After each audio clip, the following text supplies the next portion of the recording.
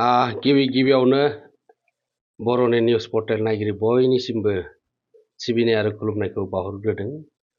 जोबोद दुखुनांथाव जाथाय जानानै थांबाय आरो जों बेखौ गासिबो ससियेल मिडियानि गेजेरजों नुदों। मैया जाबायदिहाय सेरफांगुरि जा बाजारनि बे बाथौ थानसालि, बे बाथौ थानसालिनि जे हल दङ, आर'जसालि दङ, बेहाय मोननै सम्प्रदायनि गेजेराव जेरैबायदि बाङालि सम्प्रदाय आरो बिहारि सम्प्रदाय, बिथांमोना माबा मोनसे जाथायखौ लानानै मोनसे कमप्रमाइसनि थाखाय बेहाय जोङो मिल जिरायदोंमोन आरो बेहाय बिथांमोननि गेजेराव दाङाबाजि जादों आरो दाङाबाजि जानायखौ बिथांमोननि गेजेराव जादों। नाथाय बेहाय जोङो बाथौ थानसालिनि माखासे बुफाय बुसि खालामनानै चेयार टेबुल माखासे बाथौ थानसालिनि बुस्थु बाहायनाय हानि खालामनायखौ जों नुनो मोन्दों। बे गमामायैनो जोंनि बर' समाज आरो जोंनि बाथौआरि हिसाबै जोंनि बाथौ थानसालियाव बेबायदि मोननै सम्प्रदायनि गेजेराव माबा मोनसे जेंना जानानै आरो जोंनि बे थानसालि सिङाव जिरायनानै बेबायदि सावरायनायनि गेजेरजों मोनसे बोराइ बाथौनि सेराव जों आर'ज सेराव जों गाबो, जों गोजोन थासारिखौ जों बेनि गेजेरजों लाबोयो। नाथाय बेहायनो गोबां दावराव दावसिनि गेजेरजों जोंनि थानसालिनि जिखिनि जोंनो बुफाय बुसि खालामनाया गमामायैनो जोंनि बर' माहारिनि गेजेराव जोबोद दुखुनांथावना आरो बियो जोंनि गेजेराव बोरै जानो मोनखो। जों नोजोर होदों अल बाथौ क'र्डिनेशन कमिटिनि गाहाय लिंथुमगिरि हिसाबै आरो दुलाराय बाथौ गौथुमनि गाहाय नेहाथारि हिसाबै बे जाथायखौ जों कन्डेम खालामो।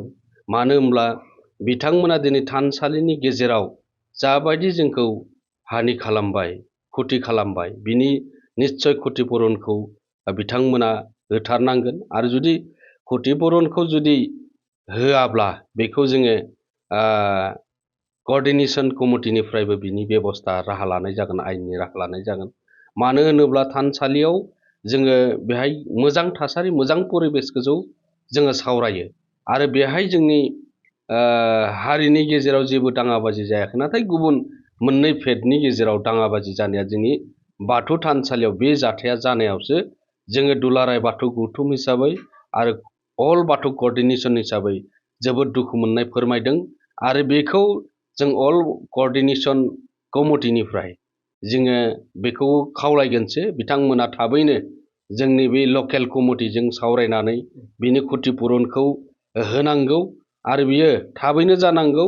नङाब्ला जोङो दिनै 24 घन्टानि गेजेराव जुदि बिनि मिमांसाया जुदि जायाब्ला जों बेखौ आयेननि राहा लागोन आरो बेखौ जों दुलाराय बाथौ गौथुम आरो अल बाथौ क'र्डिनेशन कमिटिनिफ्रायबो जों बेखौ मैखोमै राहा लागोन आरो जोंनि बाथौआरिफोरनि गेजेराव जों खौसे जानानै जों खामानि मावनांगोन। बेनिखायनो दुलाराय बाथौ गौथुम अल बाथौ क'र्डिनेशन कमिटिनि जानानै जों बेखौ खावलायदों। जों बाथौआरि हिसाबै जोंनि गेजेराव जों खौसे जानानै थानांगोन। नङाब्ला बेबायदिनो गुबुन हारि माहारिफोरनिफ्रायबो बेबायदि जुदि जाथायफोरखौ लानानै जोंनि थानसालिफोराव सावरायलायोब्ला बे जाथाया दिनै नङा आरो गाबोनबो बांनो हागौ। जोंनि लकेल कमिटिफोरा जाहाथे बेफोरबायदि जायगायाव हयथ' चान्सखौ होनांला आरो बे जोंनि थाखाय लकेल कमिटिया बेखौ नोजोर होनाया गोनांथि दं आरो बेखौ जोंबो दुलाराय बाथौ गौथुमनि जानानै अल बाथौ क'र्डिनेशन कमिटिनि जानानै बिथांमोननिसिम जोङो मोजां सावरायगोन आरो बिथांमोनखौ जोङो 24 घन्टानि उनाव जुदि बिनि क्षतिपुरननि बेबस्थाखौ खालामनानै होआ, बिनि सायाव जों आयेननि राहा लागोन।